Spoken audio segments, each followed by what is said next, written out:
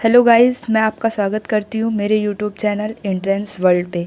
मैं आपको कुछ वीडियोस दूंगी और आज मेरी पहली वीडियो मैं डाल रही हूँ बीएचयू प्रवेश परीक्षा पे, जो बीएससी बायो के क्वेश्चंस मैं कराऊंगी।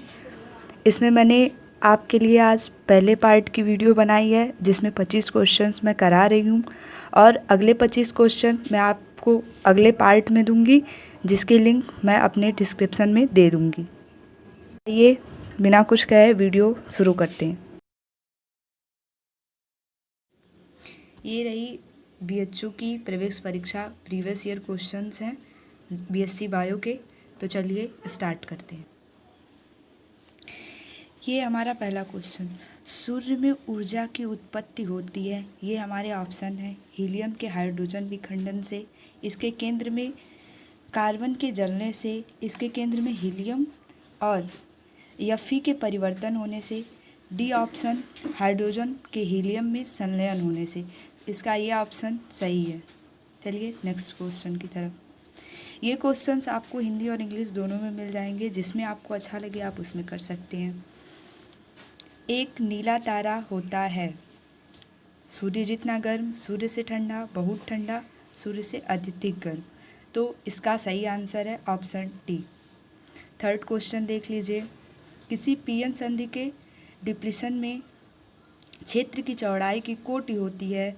ये आपके ऑप्शंस हैं, जिसमें से ऑप्शन सी आपका सही है। चौथा क्वेश्चन हमारा, 50 हर्ट्ज आवृत्ति वाले मेन से संचालित किसी अर्धदिष्टकारी में रिपुल में मूल आवृत्ति होगी। ये आपके ऑप्शंस हैं, जिसमें से ऑप्शन ए आपका सही है। ये रहा हमारा पांचवा क्वेश्चन, हाइड्रोजन परमाणु स्पेक्ट्रम की दृश्य क्षेत्र में श्रेणी है।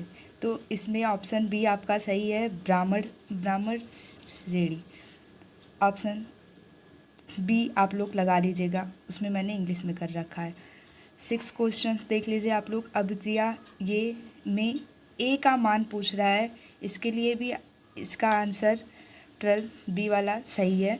अगर आप लोग चाहते हैं मैं क्वेश्चंस को हल कराऊं तो इसके लिए आप लोग कमेंट करिएगा। क्वेश्चन 7 को देख लीजिए, किसी धातु में प्रकाश वैद्युत उत्सर्जन की देहली तरंग दैर्ध्य एंगस्ट्राम में दी हुई है। प्रकाश तरंग दैर्ध्य का उत्सर्जन होगा जब इसे प्रकाशित किया जाएगा। ये आपके ऑप्शंस हैं, जिसमें से ऑप्शन ए आपका सही है। ये है 8वां क्वेश्चन, प्रकाश वैद्युत प्रभाव प्रकाश के निम्न स्वभाव को सिद्ध करता है, कण, तरंग, कण या तरंग, कण और तरंग। इसके लिए ऑप्शन ए आपका सही है। 9वें क्वेश्चन को देख लीजिए आप लोग, जब हरे कांच से एक लाल पुष्प को देखा जाता है तो वो दिखता है, कैसा दिखता है? आपको इसका आंसर देना है। इसके लिए मैंने ऑप्शन इसमें इंग्लिश में लगाए हुए हैं। इसका ऑप्शन डी सही है, काला रंग। 10वें क्वेश्चन को देख लीजिए, एक व्यक्ति एक दर्पण के सामने खड़ा होकर पाता है कि उसका प्रतिबिंब उससे बड़ा है। तो इसमें दर्पण को पूछ रहा है कि वो दर्पण कौन सा होगा। तो आप लोग इसके लिए बताइए कौन सा दर्पण होगा। तो इसका ऑप्शन डी सही है, अवतल दर्पण। 11वां क्वेश्चन आप लोग देख लीजिए, ये 12th के सिलेबस से है। यंग की द्विध्रुवी प्रयोग में अधिकतम और न्यूनतम तीव्रताओं का अनुपात 9:1 है। तरंगों के आयाम का अनुपात क्या होगा? तो इसका ऑप्शन सी सही होगा, 4:1। 12वें क्वेश्चन की तरफ चलते हैं। निर्वात में प्रकाश की चाल निर्भर करती है किस पर? रंग पर, आवृत्ति पर, तरंग दैर्ध्य पर, उपयुक्त में से कोई नहीं। तो इसमें जो निर्वात में चाल होती है प्रकाश की, इस पर किसी पर भी निर्भर नहीं करती है। इसके लिए ऑप्शन डी सही है, किसी पर भी नहीं। 13वां क्वेश्चन देख लीजिए, इसमें म्यू 0 और एप्सिलॉन 0 का आयाम पूछ रहा है। तो इसके लिए ऑप्शंस हैं आपके, इसमें से ऑप्शन सी आपका सही है। ये हमारा 14वां क्वेश्चन देख लीजिए, 3 × 10⁻⁻4 सेंटीमीटर आकार का एक कण को देखने के लिए सर्वोत्तम विद्युत चुंबकीय तरंग की आवृत्ति होगी। तो इसको आप लोग देखिए, इसमें 4 ऑप्शंस दिए हुए हैं। इसको हल करने पे आपका ऑप्शन ए सही आएगा। 15वें क्वेश्चन को देख लेते हैं। ये एल परिपथ और सी आर मतलब प्रतिरोध दिया हुआ है। इसमें क्वेश्चन LCR परिपथ है, इसमें श्रेणी अनुनाद आवृत्ति रेडियन प्रति सेकंड में होगी। तो इसके लिए ऑप्शन डी आपका सही है, हल करने पे ये आ जाएगा। AC और DC में परिवर्तित किया जाता है निम्न के द्वारा। इसमें से आपको आंसर अपना देखना है। इसके लिए मैंने इंग्लिश में लगाया हुआ है और इसके लिए आपका आंसर डी सही है। 17वें क्वेश्चन की तरफ चलते हैं।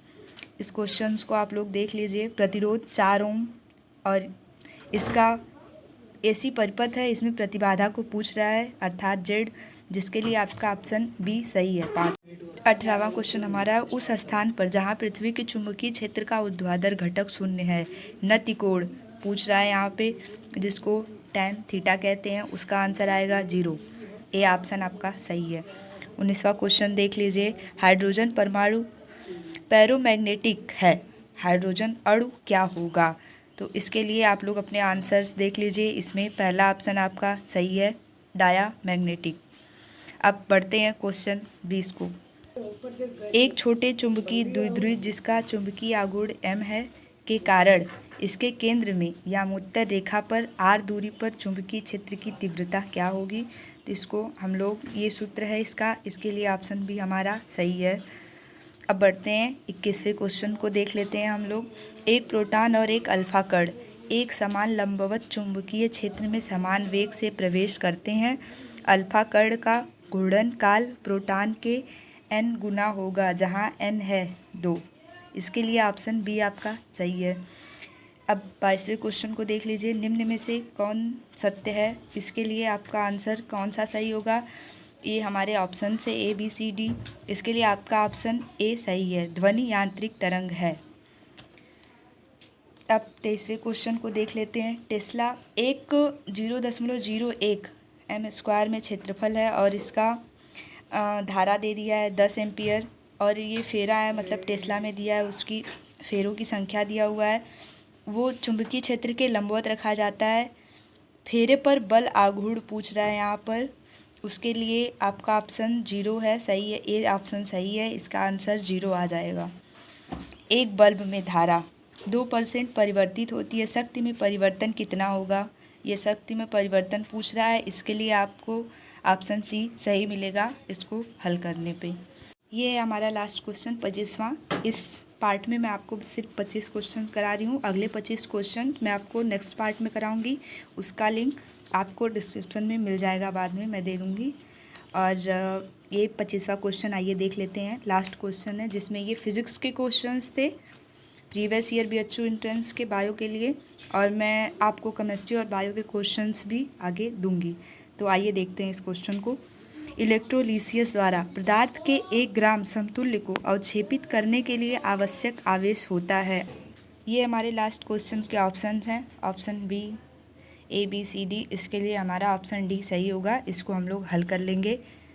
चलिए